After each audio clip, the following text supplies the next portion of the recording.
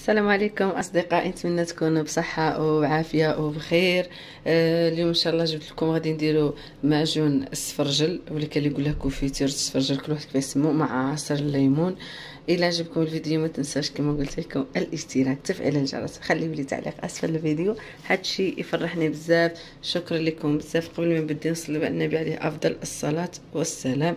عندنا هنايا 3 نتاع الحبات نتاع السفرجل، انتوما ديروا المقدار اللي حبيتو. وعندنا حبه من الليمون.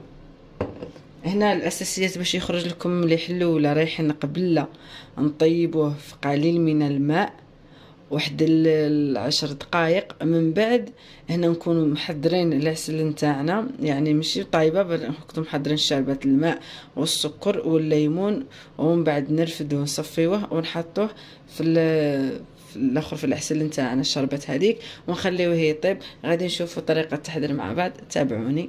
هنايا غادي نجيبوا السفرجل كما بعد ما غسلناه ونقيناه على هذا الشكل.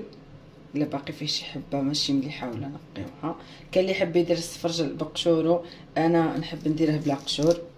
في الحقيقه كاع اي حاجه ما نحبش ناكلها بالقشور، على بالي بلي الفائده الكبيره وهي في القشور، لكني انا ما نحبش ناكل القشور نتاع اي حاجه.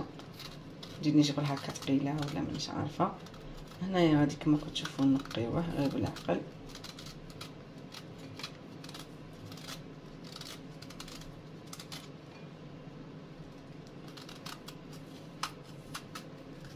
مليح في هذا الموسم تاع السفرجل راه، والبرد تاني شباب ديروه تخبيوه هكا في فريجيدان. هو حتى لو كان ما ديروش في الفريجيدان ما يخصش. نعقل على جدتي الله يرحمها كانت ديرها في الخزانه برك، وكان يقعد لمده طويله، وشحال ما يقعد يزيد يزيان ويولي ما شاء الله. شحال كنا نسرقوا لها وناكلوا منه بكري، الله يجعل ربي يسمح لنا. كانت مسكينه ديرها وتخبيه وعارض الضيف كما يقولوا. راكي شايفين والله ما تاكلوا الخبز على الصباح يابسه حرفيه، يحميوها على النار. وما تاكلش هذاك المعجون اللي تكون خادمه تاع اي حاجه، ديما يخليو عار الضيف كما هذيك الزبده اللي كانوا يخدموها تاع النعاج نتاع المعيز نتاع، ويخبوها هكا في الخزانه، ولا ما كانش كاين حتى الثلاجه بكري، ويخليو عار الضيف. يقولك باش نحمروا وجهنا كي يجي عندنا شي واحد مساكن. بكري ما كانش كاين، اليوم حنايا راه كاين الاقامه، راه كاين كل شيء.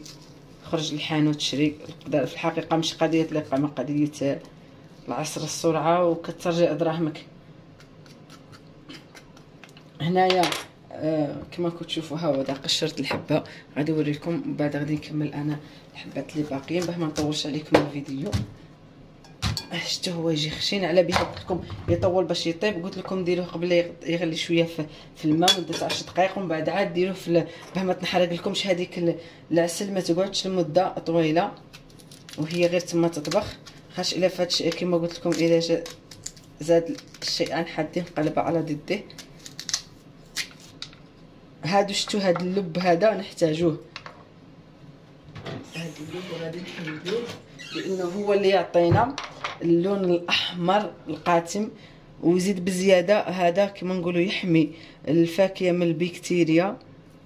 وحتى لما ديروا معجون السفرجل كانكم زعما شريتوه، يعني فيه مواد حافظه اللي ما تخافوش عليه، ما غاديش يخسر لكم. كما كتشوفوا كما نهار نقصه انا على هذا الشكل، نتوما قصوا على الشكل اللي يعجبكم. بغيتوا كما نقولوا مكعبات، بغيتوا تقصوه هكا طويل، بغيتوا تطحنوه. انا نفضله يجي كيما هكا كيما تاع ناس زمان. باغي ندير هذاك اللي كنديرها المرحومه جدتي الله يجعل ربي يرحمها ويجعلها مسحه بالجنه. ولا الصبر غادي نفوتو نيش نديروه الطنجره تاعنا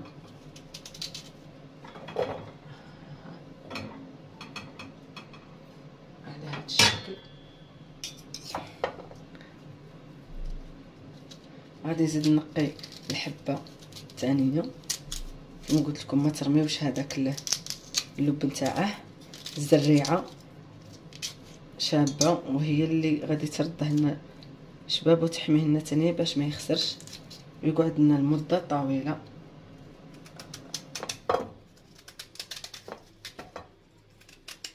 هنا اللي عندها كيما نقولوا شغل كميه كبيره باه ما يكحلهاش واش ما دير هنايا قليل من الماء مع قليل من الليمون، وتخلي حتى تكمل الكونتيتي تاعها كاع. انا هنا عندي غير حبيبات يعني بالخف غادي يكملوا لي.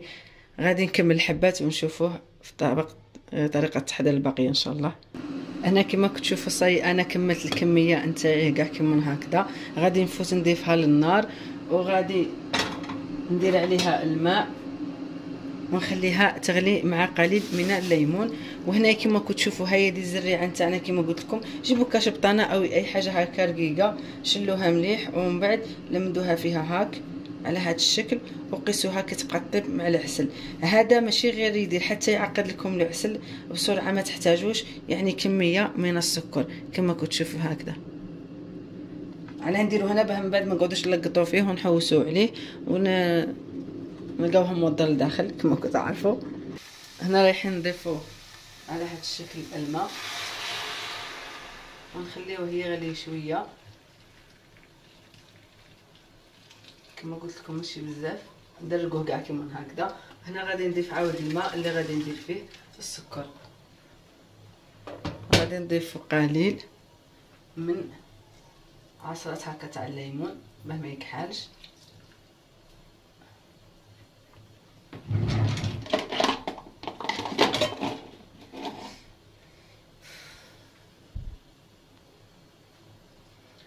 انا غادي نخليوه كما قلت لكم هكذا. حاولوا تساويوه مع بعض باش يجي كيف كيف ويتغطى كاع من الماء. بعد هنا رايحين نغطيوه مدة هكا كي نشوفوه بدا يغلي الغليه الاولى خلاص. هنايا غادي نديرو العسل نتاعنا، غادي نشوفو كيفاش نجهزوها.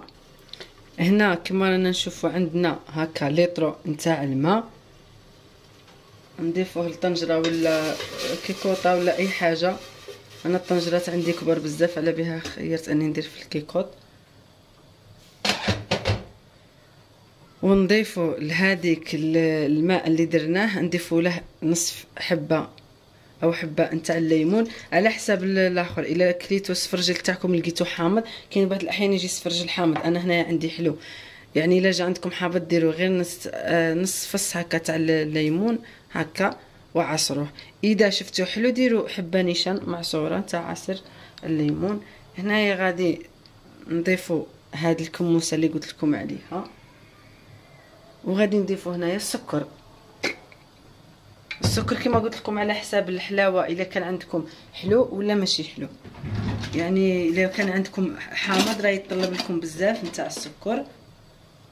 انا هنا عندي ماشي حلو ماشي حامض بزاف حلو، غادي ندير له هكا كما كتشوفوا غرفيه نتاع السكر. عندي السكر شويه غليظ على بها فضلت ندير غير غرفيه ونخليوه كيما هكذا يغلي هذاك السكر على نار هادئه باش ما ينحرق لكمش. خلوه على نار هادئه. هنا كي يبدا يغلي رايحين نصفيو السفرجل نتاعنا ونضيفوه هنا. علاه؟ باش السكر كيما قلت لكم ما يطيبش بزاف وينحرق لكم تولي ديك العسيله محروقه. نخليوه هو شويه يقبض الوقت على الطياب، نخليوه هنا شويه يطيب من بعد عاد نديروه هنايا. غادي نشوفوا بعد ما يغلي نتلاقاو ان شاء الله ونشوفوه كيفاش غادي نحضروه. شكرا. هنا بعد السفرجل تاعنا ما غلا هاو كما كتشوفوا على هذا الشكل، رايحه نضيفو للعسل نتاعنا. هنايا راهم دايرين عرس قدامي الله يسخر لهم. هذا وين جابوا الكورطاج، مش عارفه جاو يديو عروسه ولا جابوا عروسه، مازال ما قبضتش العوايد نتاعهم. هنايا غادي نضيفوا القليل من القرفه. اللي عندكم عيدان ديروا عيدان، انا ما عنديش عيد غادي ندير شويه. ها برك ما عنديش عيدان درت شويه. ونخليو دروك هذاك الاخر السفرج نتاعنا يغلي حتى يتعسل. غادي نشوفوه من بعد كي يوجد في طبق التحضير، ونفوت نصور لكم بعد واحد الفيديو تشوفوا هنا التقاليد نتاع الاتراك العراس تاعهم كيفاش، ونرجعوا مع بعض.